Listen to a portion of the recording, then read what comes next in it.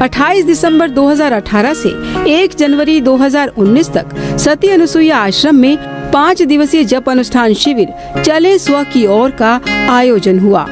यह शिविर महिला उत्थान मंडल की बहनों ने आयोजित किया। इस शिविर का मकसद था सभी का तन तंदुरुस्त रहे, मन प्रसन्न रहे और बुद्धि में बुद्धिदाता का ज्ञान हो। इस शिविर की दिनचर्या इतनी सहज थी कि हर उम्र, हर वर्ग की महिला इस शिविर में आसानी से भाग ले सकी। शिविर में सुबह 4 बजे से रात्रि 10 बजे तक ये शिविरार्थी बहनें बड़ी ही सहजता से अपनी संस्कृति व संस्कारों में विलीन दिखी। हर दिन इन्हें कम से कम 120 माला अपने गुरु मंत्र की करनी होती थी।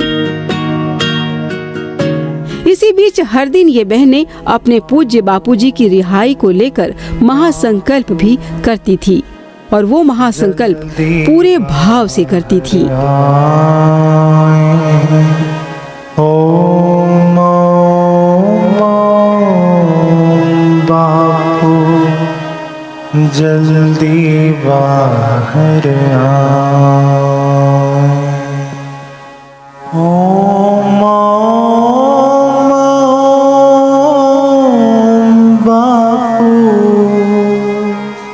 जल्दी बाहर आए। ओम बापू जल्दी बाहर आए।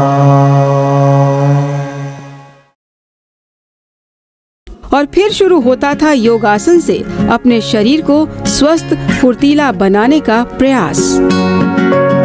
योगासन का सत्र इन शिविरार्थी बहनों को बहुत भाता था, क्योंकि योगासन से इन बहनों को कई शारीरिक समस्याओं से आराम मिलने लगा था। सुबह की संध्या के बाद इन शिविरार्थी बहनों को पंचरस का पान करवाया जाता था। उसके बाद कुछ समय इन्हें सामूहिक सेवा करने के लिए दिया जाता था, जिसमें इन्हें सेवा के साथ साथ अपनी वार्तालाप का समय भी मिल जाता था। कई बहनों ने इस जप अनुष्ठान शिविर में 5 दिन मौन रखा। पूरे शिविर में ये बहनें अलग ही आनंद में नजर आईं। यहाँ शिविर में आने से हमारा बौद्धिक, आध्यात्मिक व शारीरिक विकास हुआ है। यहाँ पर हमें नारी की कितनी महिमा है, नारी के अंदर कितनी शक्तियाँ विद्यमान है, वो सब हमें बताई गई है। और यहाँ का वातावरण, यहाँ के वाइब्रेशन इतने अच्छे हैं, यहाँ आने से ही हमें इतनी शांति व आनंद मिला है। इस शिविर ने मुझे बस अगला पिछला काइंड ऑफ सब भुला दिया और मैं जैसे जन्नत में बैठी हूँ। सुबह की क्रियाएं, दोपहर का सात्विक भोजन और साथ में आत्मा का भोजन, कीर्तन और सभी बहनों का, साधिकाओं का संग और एनवायरनमेंट में कोई तू मैं नहीं। तो मैं कहूँगी ये बापूजी की कृपा से ये सत्संग मिला और मैं इसके लिए बहुत आभारी हूँ। जो हम लोगों को सत्संग मिलता है, इससे हम लोगों को बहुत प्रेरणा मिल रही है, सेवा की भी और साधना की भी। और हम लोग अपने क्षेत्र में ये बहुत सेवा सत्संग चालू रखेंगे। और यहाँ आके एक सकारात्मक ऊर्जा जो मिलती है वो यहाँ आने के बाद ही पता चलता है। बाकी मीडिया में जो भी दिखाया है आज तक वो सरासर गलत है। बापूजी के ऊपर जो लगाए गए आरोप है वो भी सरासर गलत है। इस शिविर में कई ऐसी बहनें भी थीं जो बापूजी का सानिध्य पिछले 30-40 वर्षों से पा रही हैं। इनका अनुभव सचमुच चौंकाने वाला दिखा। आसाराम बापू कहते कि मिस्री तू अकेली मत आई करके, अकेली आएगी तो मैं दरवाजा बंद करूंगी आश्रम का, आश्रम में नहीं आने दूं तेरे को। फिर किसी को साथ में लेके जाती। कभी कभार मेरी दादी साथ में जाती थी, कभी मैं साथ में, मैं इससे भी छोटी थी, मैं जाती थी साथ में। तो हम तो खेलने बैठ जाती थी। तो फिर मेरे को बापूजी हाथ पकड़ के बिठाते थे, बैठ यहाँ।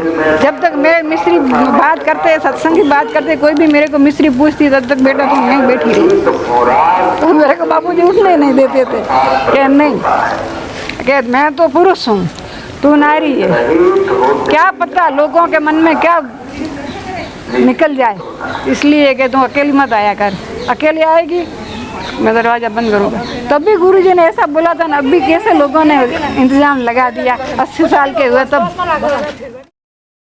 महिला उत्थान मंडल की बहनें हर वो संभव कोशिश करती थी कि इन शिविरार्थी बहनों को शिविर में ज्यादा से ज्यादा लाभ मिल सके, क्योंकि ये बहनें जानती हैं कि परिवार की धुरी गृहिणी ही होती है। महिला उत्थान मंडल की ओर से पूज्य बापूजी हम सभी बहनों को यही संदेश देना चाहते हैं कि हम भारत की हर एक नारी माँ मदालसा जैसी बने। गुरुदेव के सत्संग में भी सुना है कि नारी यदि सशक्त है, नारी का मन यदि द्वंद्वों से रहित है, तो ही वो एक उत्तम समाज का निर्माण करने में पूर्ण रूप से योगदान दे सकती है।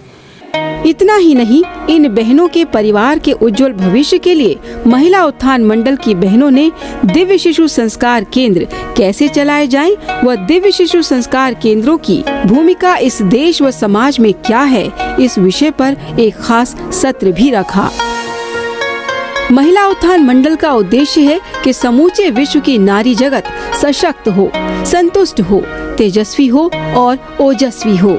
इसी के चलते इस शिविर में कुछ अनुभवी बहनों का मार्गदर्शन भी इन शिविरार्थी बहनों को खूब मिला।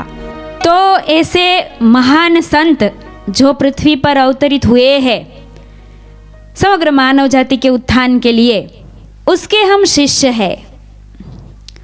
उनके चरणों से हमने प्रेरणाएं ली है, उनकी हमें कृपा प्राप्त हुई है, तो हम कैसे उसको पचाए, ये हमें सोचना चाहिए, ये हमें करना चाहिए। पांचों दिन इन शिविरार्थी बहनों को बापूजी की सत्शिष्या साध्वी रेखा बहन अपनी मीठी वाणी से प्रभावशाली प्रसाद देती दिखाई दी।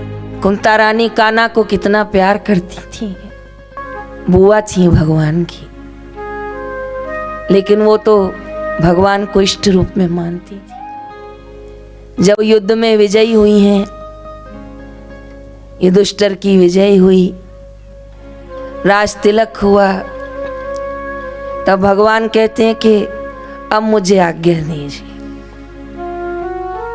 अब मैं जाऊंगा। कुंता जी ने भगवान श्री कृष्ण के चरण पकड़े हैं। कैसी संपत्ति किस काम की जो आप हमें छोड़ के जा रहे हैं। वो विपत्ति भली थी, कम से कम आप हमारे साथ में तो थे। कई साधक मुझे मिलते हैं तो कहते हैं, बहन जी बापूजी के सत्संग की कदर, बापूजी के दर्शन की कदर, बापूजी के ज्ञान और प्रेम की कदर जैसी इन 5 सालों में हुई है ना, हमें पहले नहीं थी। पता चलता है विरह में, कठिन समय में तो पता चलता है मेरा साथी कौन है।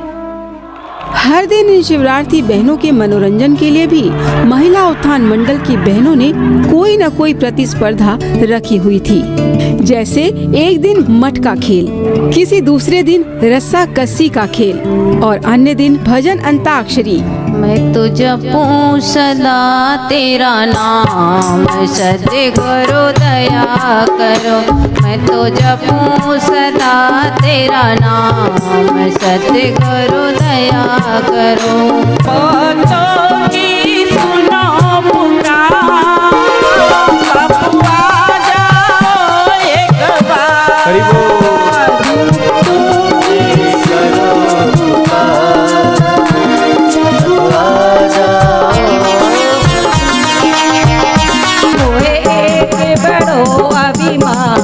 गुरु मेरे समरथ है, मोहे एक बड़ो अभिमान, गुरु मेरे समरथ है।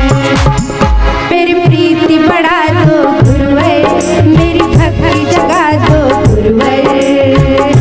आपके चरणों में, आपके वचनों में मेरी भक्ति जगा दो गुरुवे, मेरी प्रीति लगा दो गुरुवे, मेरी भक्ति जगा दो गुरुवे, मेरी प्रीति लगा दो गुरुवे। एक रोज इन शिविरार्थी बहनों से मिलने विश्व हिंदू परिषद की माला बहन भी आई थी। उस राज्य का राजा वहाँ इन शिवरार्थी बहनों के मन में कई सवाल भी उमड़ रहे थे, जिनका सामना इन्हें आए दिन कहीं न कहीं करना पड़ता था। इसीलिए महिला उत्थान मंडल की बहनों ने वर्ष के आखिरी दिन 31 दिसंबर 2018 की शाम को आश्रम की प्रवक्ता नीलम दुबे को यहाँ बुलाया और इनके सवालों का सटीक जवाब मिला। अब एक वृतांत और बताती हूँ। एक बहन राजस्थान में ही वही मिली, मतलब उनको कुछ साधना में तकलीफ़ें आ रही थी या कुछ सवाल उनके आ रहे थे और वो ये सोच रही थी कि इन सवालों को मैं कहाँ जाके बात करूँ। उनके मन में ऐसे कई बार हो रहा था कि पता नहीं ये साधना की वजह से हो रहा है या क्या है। फिर एक दिन बापूजी के श्री चित्त के सामने उन्होंने अपना ये दुखड़ा रोया, सो गई। स्वप्न में बापूजी आए और बोले कि तू जोधपुर आ। वो सुबह उठी तो वो परेशान थी कि सब लोग, मतलब जोधपुर जाना, बापू से मिलना कोई इतना आसान काम तो है नहीं, फिर मैं अगर जाऊंगी भी तो मुझे मिलने भी कौन देगा। दूसरी बार फिर सपने में बापू बोले जोधपुर आ। फिर तीसरी बार जब बोले तो वो जोधपुर गई तो वहाँ देखा तो VIP की लिस्ट बन रही थी जो बापूजी से मिलने वाले थे। तो उन्हें लगा कि पता नहीं मेरी बारी आएगी कि नहीं आएगी, मगर उन्होंने अपना नाम लिखवा दिया। जब उनका नाम लिख गया तो लिस्ट अंदर जाती है, बापूजी से पूछा जाता है कि ये लोग आए हैं। बापूजी हाँ या ना कहते हैं और फिर उसके बाद जेल अधीक्षक हाँ या ना कहते हैं, तभी वो मिलना होता है। इतना आसानी से मिलना संभव नहीं होता। लेकिन उस लिस्ट में उनका नाम था और वो नाम अप्रूव हो गया दोनों जगह से। वो अंदर गई तो बापूजी ने उनसे बात की, दिल खोल के उन्होंने अपने सभी सवाल पूछे। उन्होंने हर सवाल का जवाब दिया और बापूजी ने ये भी कहा कि ये जितनी भी तुम्हें प्रॉब्लम्स आ रही हैं, ये प्रॉब्लम्स मुझे भी आती थी, इसलिए कोई नई बात नहीं है, तुम्हें परेशान नहीं होना है। तो बापू बोले कि कुछ और चाहिए या हो गया? तो बोली बापूजी एक चीज़ और चाहिए, आप दीजिएगा ना। प्राण छोड़ने से पहले मैं अपने गुरुजी की जय जयकार देखूं, बस ये आशीर्वाद दे दीजिए। तो बापू बोले कि अरे तू तो क्या, यहाँ जितने भी आके गए हैं वो तब तक प्राण नहीं छोड़ेंगे जब तक मेरी जय जयकार नहीं देख लेंगे। अंग्रेजी कैलेंडर का आखिरी दिन इन शिवरार्थी बहनों ने गरबा किया। वैसे तो हर दिन आरती के बाद गरबा होता ही था, मगर आज का गरबा कुछ अलग था।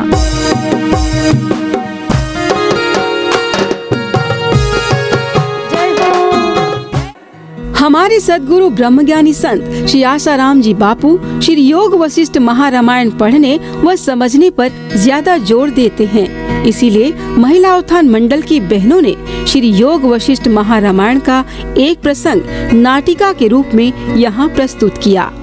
वो कौन सा अणु है जिससे अनेक प्रकार हुए हैं तथा एक के अनेक नाम है, और वह कौन अणु है जिसमें अनेक ब्रह्मांड उत्पन्न होकर लीन हो जाते हैं, जैसे समुद्र में अनेक बुलबुले प्रकट होकर लीन हो जाते हैं। ओह, तुम्हारी जिज्ञासा परमात्मा के संबंध में है।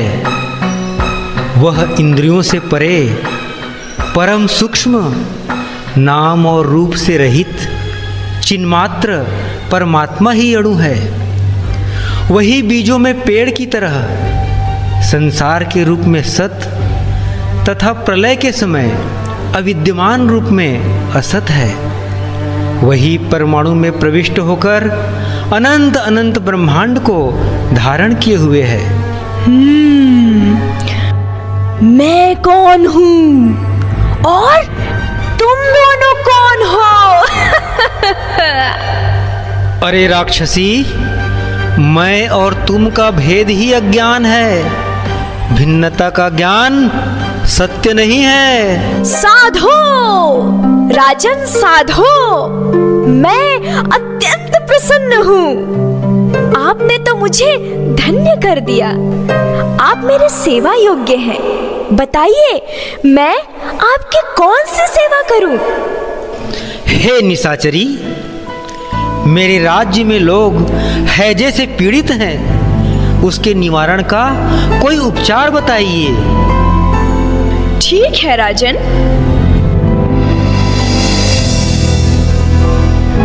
करकटी ने राजा को रोग निवारण मंत्र प्रदान किया। राजा ने एक गुफा में उसकी मूर्ति स्थापित कर दी। अपनी तुच्छ इच्छा की पूर्ति हेतु तप करने वाली मैं करकटी राक्षसी राक्षस कुल में उत्पन्न होकर भी ब्रह्म ज्ञान की अधिकारिणी बन गई, क्योंकि ज्ञान प्राप्त करने का अधिकार सभी को है। सत्र के बीच में इन शिवरार्थी बहनों को स्वस्थ रहने के तरीके भी सिखाए गए, जिसके लिए यहाँ सूरत से डॉक्टर अतुल को बुलवाया गया था। इसके बाद इन्हें पंचगव्य का पान करवाया गया। बापूजी पंचगव्य की महिमा कई बार बतला चुके हैं। ऐसे पवित्र माहौल में इन बहनों के लिए पंचगव्य का पान करना बड़े ही सौभाग्य की बात थी। इन्हें देखकर साफ लग रहा था कि इन शिवरार्थी बहनों को यहाँ इन 5 दिनों में साल भर का पोषण मिल गया है। और अभी हम यहाँ अहमदाबाद में आए तो हमें ऐसा लगा कि हमारे पूर्व के दिन याद आ गए कि हम लोग आज बापू के शिविर में जा रहे हैं, और अंदर से एक उमंग उत्साह है और बहुत अच्छा लगा। शिविर के अंतिम दिन सभी को ससम्मान धन्यवाद दिया गया। शिविर में यूं तो कोई भी कमी नहीं दिखी, लेकिन बापूजी के लिए इन बहनों की तड़प और संकल्प ऐसा था कि पत्थर भी पिघल जाए।